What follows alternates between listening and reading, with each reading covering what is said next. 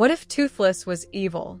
Not the friendly dragon we know, but a shadow in the sky, feared by all, and driven by something darker than anyone imagined. In this version of How to Train Your Dragon, Hiccup doesn't find a best friend. He finds a creature that wants to burn his village.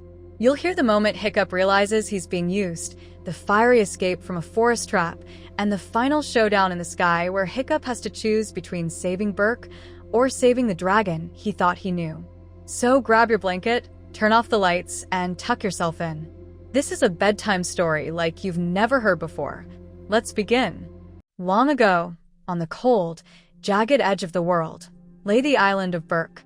It was a place of ice, cliffs, and wind, where Vikings had built homes from stone and ships from trees. Life was tough, and dragons made it tougher. You see, dragons were no bedtime tale in Berk. They were real, and they were feared. At night, they swooped down from the clouds like lightning, stealing sheep, setting barns ablaze, and vanishing into the stars before anyone could strike back. But no dragon was feared more than the Night Fury. Nobody had ever truly seen one. Just a blur in the sky, followed by an explosion of blue fire. It was called the unholy offspring of lightning and death itself. Even the toughest Viking warriors whispered the name only when the winds howled too loud to hear. In this storm of swords and fire lived a boy named Hiccup. Unlike the other Vikings, Hiccup was thin, awkward, and always in the way. His father, Stoik the Vast, was the mighty chief of Berk. He had arms like tree trunks and a voice that could shake mountains. He wanted a son who would slay dragons, lift boulders, and lead the village one day. But instead, he got Hiccup. Hiccup wasn't strong, but he was smart.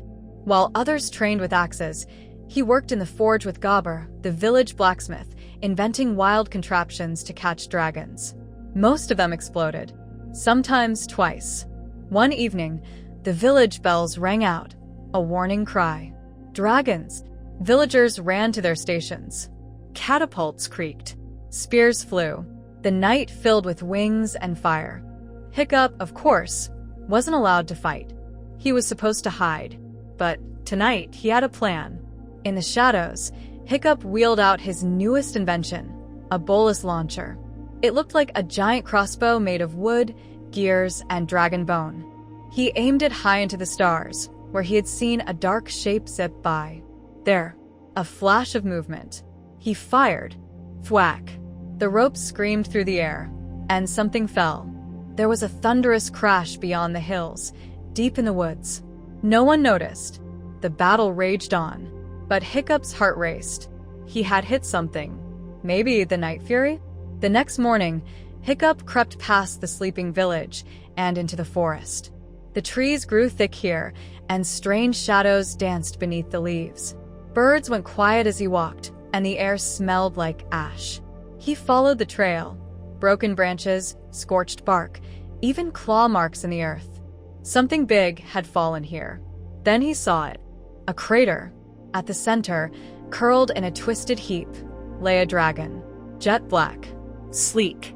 Eyes closed. It was unlike any dragon he had seen in Gobber sketches. No horns. No espiques. Just smooth scales that shimmered purple in the light. Its wings were massive, but one was folded at a terrible angle. A long tail stretched behind it, except one fin was gone, ripped clean off by the fall. And then its eyes opened. Emerald green. Alive.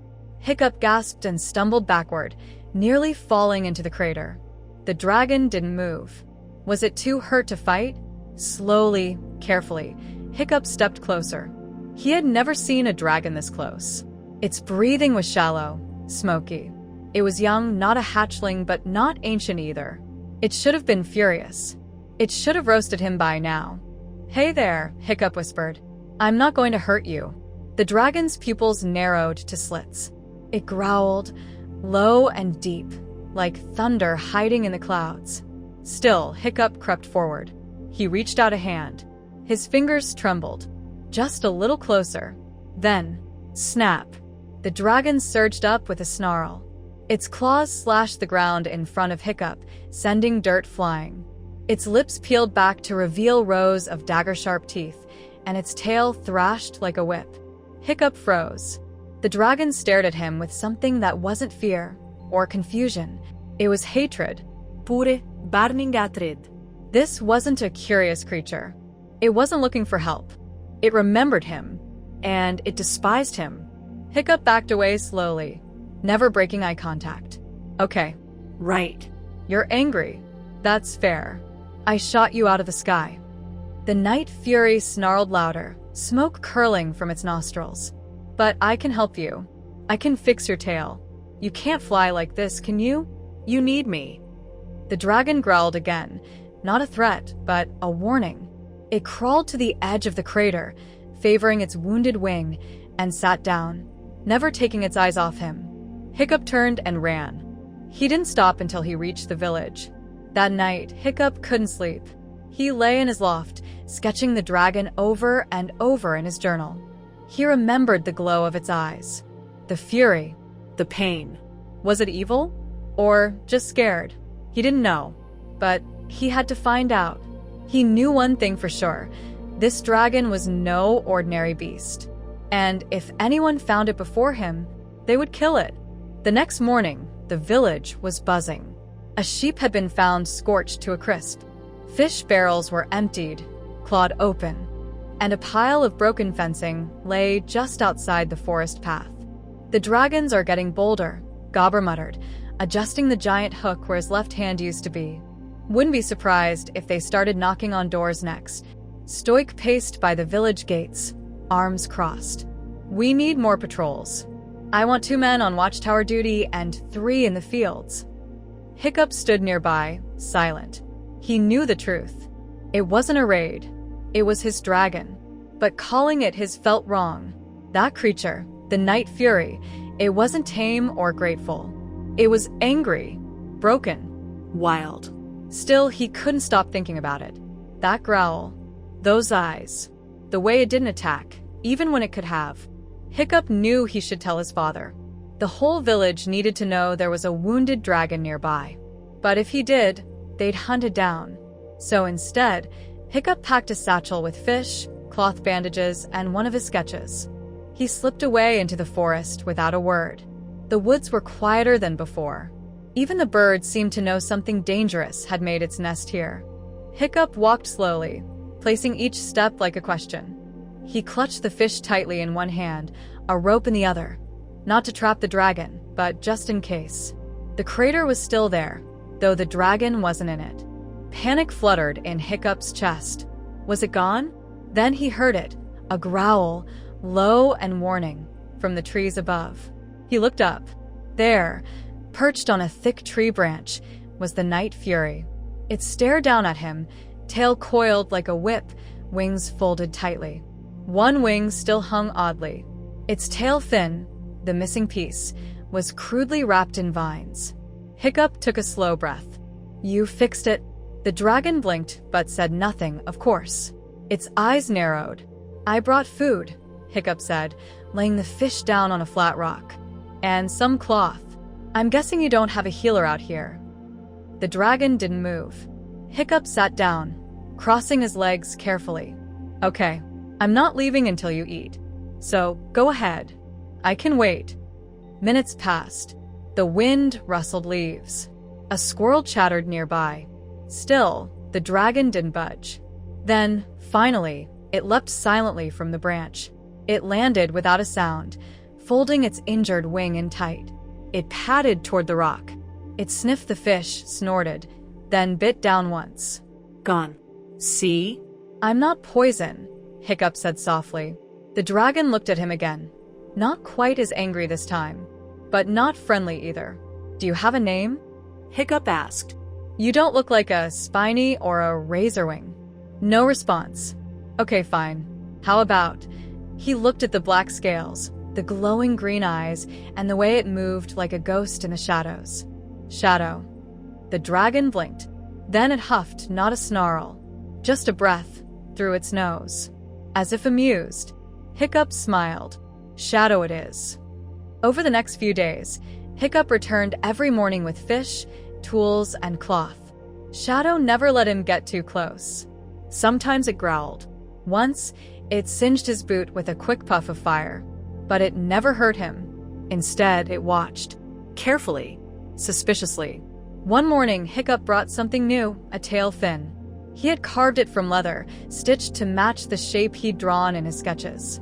"I figured you needed this," he said, holding it out. "You can't fly without it, right?" Shadow narrowed its eyes. Hiccup set the fin on the ground and stepped back.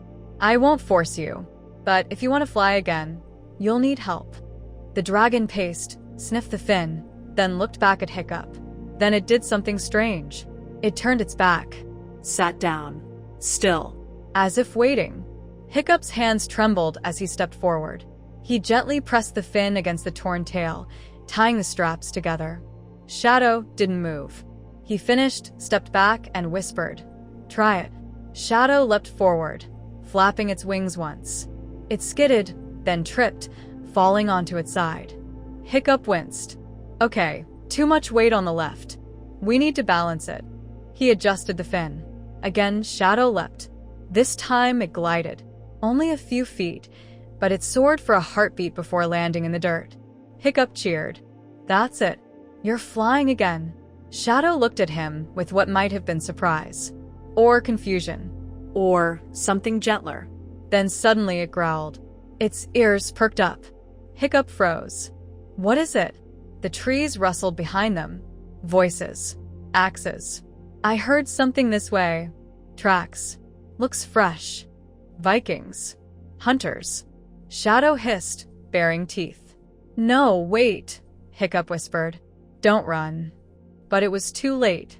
Shadow turned and bolted, sprinting into the forest like a shadow made of smoke. A moment later, the bushes parted and 3 villagers appeared, Astrid, Snotlout, and Fishlegs, weapons in hand. "Hiccup?" Astrid asked, confused. "What are you doing out here?" Hiccup quickly stood. Sketching. Nature stuff. Leaves and, bark." Snotlout rolled his eyes. "Nerd." Fishlegs tilted his head. "Did you see a dragon?" Hiccup shook his head. "Dragon?" Me? "Nope." Astrid narrowed her eyes. "Be careful. There's something in these woods." Big. "We're tracking it for Stoik." As they disappeared into the trees, Hiccup felt his heart sink. If they found Shadow again, they wouldn't give it a second chance. Not like he had. That night, Hiccup sat on the roof of the forge, staring up at the stars. The moon shimmered above, casting light over Berk. His heart felt tangled. Shadow was dangerous. That much was clear. But it was also hurt. Lost. Alone. Just like him. And the scariest part? He didn't know which of them was changing faster, the dragon or himself. The next few days were tense in Berk. Stoik had doubled the patrols. Astrid swore she saw a shadow move through the clouds. Fishlegs said one of his chickens had been roasted while still in the coop. Even Gobber, who never got nervous about anything, tightened the forge locks at night. "Something's lurking out there," Stoik told the villagers, voice booming. "A dragon we haven't seen before. Maybe even the Night Fury." Hiccup listened quietly, trying to keep his expression flat, even as his heart raced. They were getting closer. Every night, he visited Shadow. He brought fresh fish, stitched new versions of the tail fin, and sketched design after design in his journal. Shadow still growled when Hiccup got too close, but the dragon no longer tried to leave. Once, when Hiccup stumbled on a loose rock and scraped his elbow, Shadow turned his head with an almost concerned look.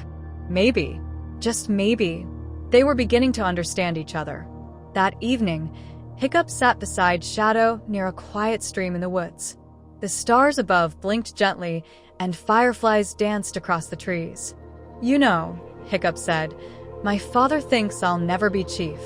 Not strong enough. Not Viking enough." Shadow didn't growl. He just listened. I was supposed to be a warrior by now. Like Astrid, but I don't want to kill dragons. I want to know them. He pulled out his journal and flipped to a page filled with sketches of different dragon tails. "I think I've almost got the balance right for your fin. You could fly higher. Further." Shadow tilted his head. "Of course," Hiccup said, grinning. You'd probably fly straight to the other side of the world and never look back."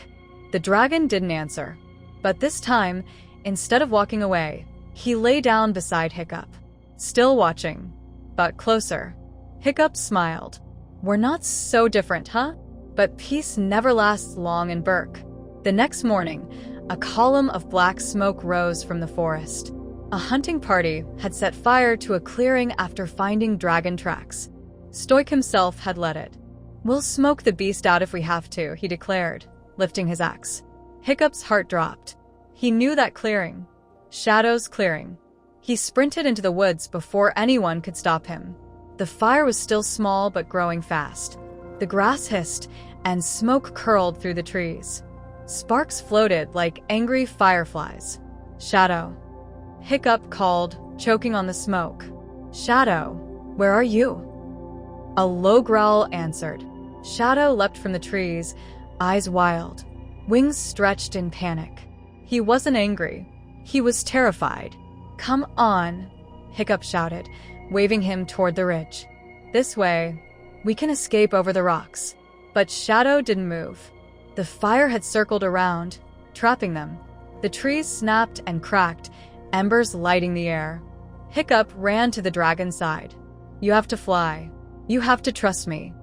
He reached for the saddle, the one he'd built slowly, over days of trial and error. Shadow tensed. His lips peeled back. Hiccup stood still. "Please." A beat passed. Then, slowly, Shadow lowered his head. Hiccup climbed on. "Okay, we've practiced this," he whispered. "Right wing first, tail straight, now go." Shadow leapt. His wings pumped, kicking up dirt and smoke. They lifted. For a second, they dipped, too heavy on the left. Then the wind caught them, and they flew. Not glided, not stumbled. Soared. Up over the treetops, through the smoke, past the flames. Hiccup clung to the saddle, wind tearing through his hair, heart pounding. Below, Stoik and the other Vikings watched in stunned silence. A boy. On a dragon, the Night Fury. They landed miles away, on a clifftop overlooking the sea.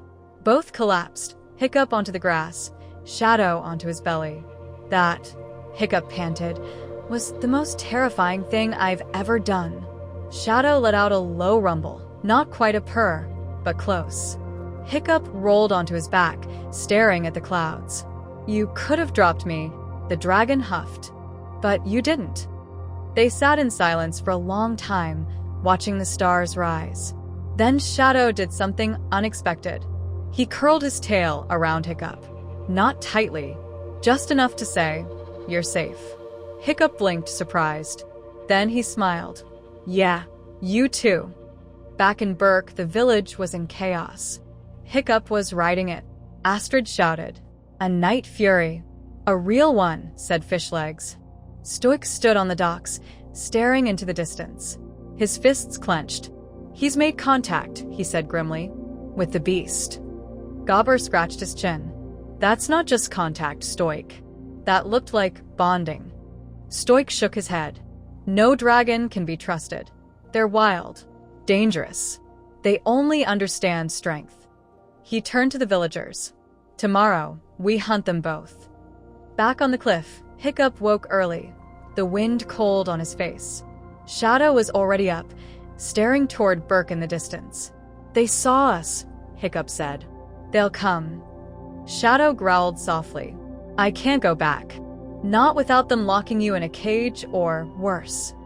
He looked up at the dragon. "So, what do we do?" Shadow looked out to sea, then back at Hiccup, then down, to the saddle. He nodded. "You want to fly again?" Shadow nodded, once more. "Then we fly." The wind howled over the cliffs as Hiccup tightened the last strap on Shadow's saddle. They had flown twice more since the escape from the forest fire, and each time Shadow had gone a little higher, a little faster, and a little colder.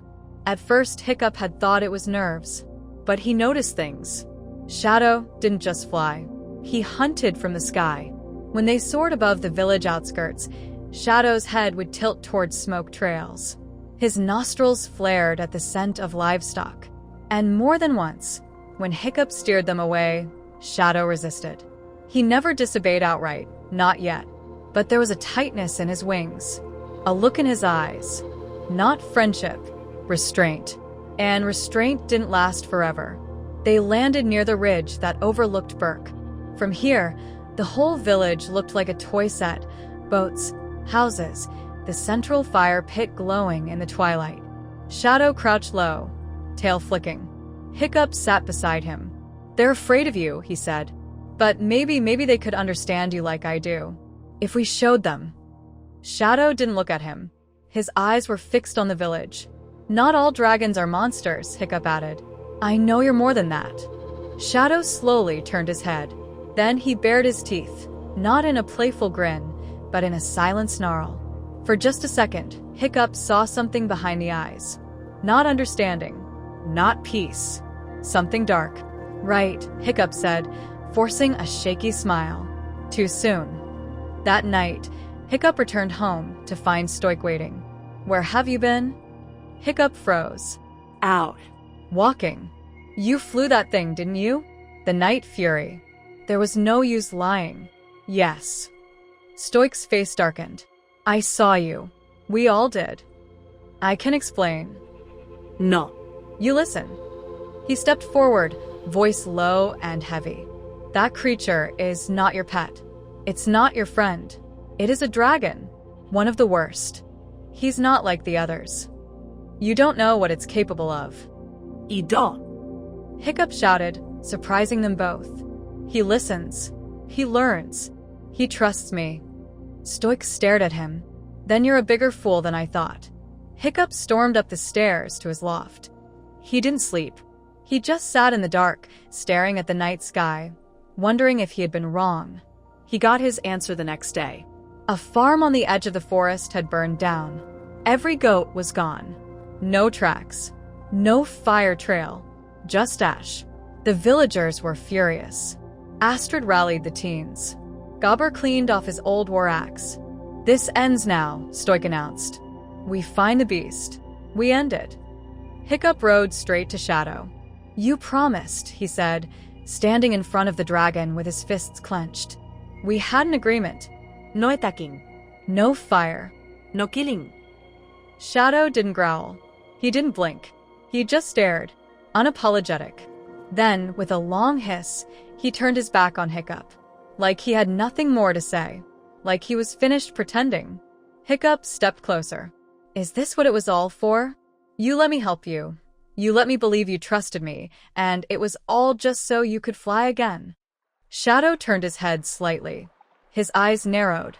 Hiccup's voice cracked. "You used me." He expected a growl. He expected fire. But instead, Shadow opened his wings wide, stretching, powerful, glorious. Then he took off. Alone. Hiccup stood there, wind whipping around him, his heart hollow. He'd been training a dragon, but not to become a friend, to become something far worse. That night, the sky lit up, not stars, flames. A Viking outpost to the north, the watchtower, burned like a signal fire. And this time there were tracks, huge ones. Night fury. Stoic held the broken remains of a signal horn found at the site.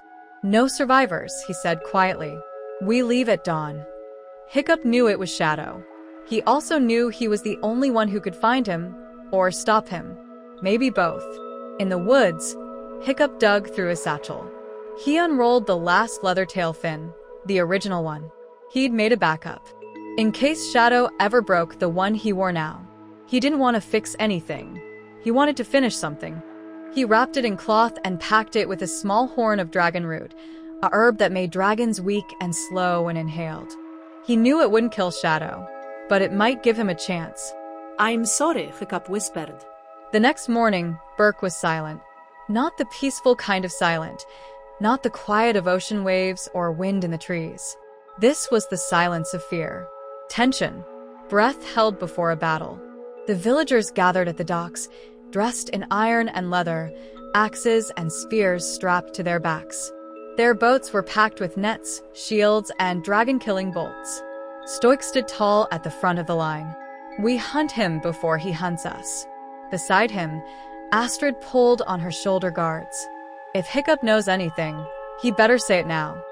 But Hiccup was already gone. He had left before the sun rose, slipping into the forest with nothing but a pack on his back and a heavy heart in his chest. He knew where Shadow would go, knew how the dragon thought now, knew, deep down, that he wasn't trying to protect anything. He was hunting. It took hours of tracking, but Hiccup finally found the clearing where it had all started, the crater where he first saw Shadow, broken and angry. Now it was empty. Only a ring of blackened grass remained. He climbed the ridge that curved above the trees, hoping to spot movement in the skies, a flicker of wings or a shadow slicing across the clouds. Instead, he heard a roar. Not wild, not wounded, a challenge. It echoed from the northern cliffs, the place where dragons nested in the old days, long before Berk had begun fighting them. It was dangerous ground, all rock and fog and wind. And that was exactly where Shadow had gone. Hiccup rode a borrowed glider, a light-winged contraption Gobber had once built for emergencies. It wasn't fast, but it would get him there. As he soared over the jagged peaks, he saw smoke curling from between the rocks. And then black wings. Shadow was there, perched atop a stone tower that jutted like a broken tooth from the cliffside. But he wasn't alone. Below him, a nest of terrified dragons crouched, smaller species, some wounded, others shielding their young. They weren't fighting. They were hiding. Shadow circled them like a hawk. He wasn't joining them. He was dominating them. A low growl rumbled from his chest. With one powerful blast of blue fire, he scorched a ring around the entire nest, a prison of flame. One of the dragons tried to escape. Shadow dove in, knocked it back, and let out a shriek that echoed through the stone. Hiccup felt sick. This wasn't a misunderstood creature. This was a tyrant. Shadow didn't want peace with humans. He didn't even want peace with his own kind. He wanted power. Hiccup landed hard, scrambling across the rocks, the dragon root pouch clutched tight in his hand. "Shadow," he yelled. The night fury turned. Eyes locked on him. But this time, there was no caution. No calculación. Just fury. Shadow's jaw opened, readying fire. Hiccup held up the pouch. "You do this, I drop it. One breath, and you're grounded." The dragon paused, flames still glowing in its throat. Hiccup took a shaky step forward. "I didn't come to fight. I came to stop you." Shadow growled. The fire dimmed. "You tricked me," Hiccup said. "You let me believe you were something you're not. You used me. But this ends now." Shadow tilted his head, almost amused. Then, with a sudden roar, he launched himself forward.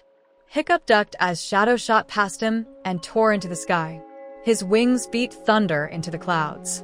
He circled once, then dove again, this time toward the dragon nest. No. Hiccup shouted. He opened the pouch and tossed it into the wind. Powdered dragon roots scattered through the air like golden dust.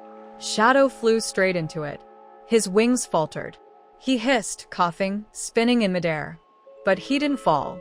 He turned, eyes burning, and dove for Hiccup. The boy ran. Over stone, past ledges, weaving through the cliffs as Shadow chased him. The wind howled. Claws scraped stone just inches behind him. He dove into a cave tunnel, too narrow for wings. He heard Shadow slam into the wall outside, growling in rage. The cave opened into another ledge. Hiccup stumbled out, catching his breath, only to see his father's ships, dozens of sails on the horizon. "They're coming," Hiccup whispered. He looked back toward the sound of claws on stone. Shadow emerged from the fog, slower now, muscles tensed, smoke leaking from his jaw. No more tricks. No more kindness. Hiccup reached into his satchel. One fin, one chance. He knew what he had to do. When the Vikings arrived at the cliffs, they expected a fight. Instead, they saw a boy, riding a dragon. High above them, Hiccup and Shadow circled slowly in the sky. Below, the villagers stared, stunned. Shadow was bruised, eyes narrowed, wings twitching from the effect of the dragon root. He moved like a beast kept just barely under control, like a rope was tugging him back from destruction. Hiccup steered him down to a wide rock platform. Stoik stepped forward, spear in hand. Astrid followed, eyes scanning the skies. Gobber whispered, "Careful, lad." Hiccup climbed off Shadow's back. "He's dangerous," Hiccup said, breathless. "He's not what I thought." Shadow let out a low, angry rumble. "He's not a pet, not a hero. He's a storm waiting to break." Stoik raised an eyebrow. "Then why bring him here?" Hiccup turned to face the dragon, and slowly, he removed the tail fin. Shadow froze. The balance shifted. He tried to lift off, but the missing fin dragged him sideways. He skidded, growled, spat fire. But he couldn't fly. Hiccup backed away. "Because I had to show you, so you'd believe me." Shadow lunged forward. 3 spears pinned him down instantly, not into his body, but the ground. His wings flared as he shrieked in rage. The Vikings surrounded him. Some shouted to finish it, but Stoik raised a hand. "No." Silence fell. Hiccup turned to his father. "He's not ours to kill, but he's not ours to trust either." He stepped forward, looked into Shadow's wild, furious eyes. "I'm sorry," he whispered, "but I won't let you burn everything down." Shadow snarled, and for the first time since they met, there was fear in the dragon's eyes. Not fear of death, but fear of power lost. Shadow was taken to the far north, chained but alive. A place where dragons couldn't fly and storms never ceased. He remained wild, unbroken, but never free again. Hiccup returned to Berk a hero, but not a happy one. The village celebrated. The raid stopped. The skies stayed quiet. But Hiccup's smile was rare. He still sketched dragons, still dreamed of flying, but he never trained another. He had learned that not every beast can be tamed, and not every fire is meant to be lit.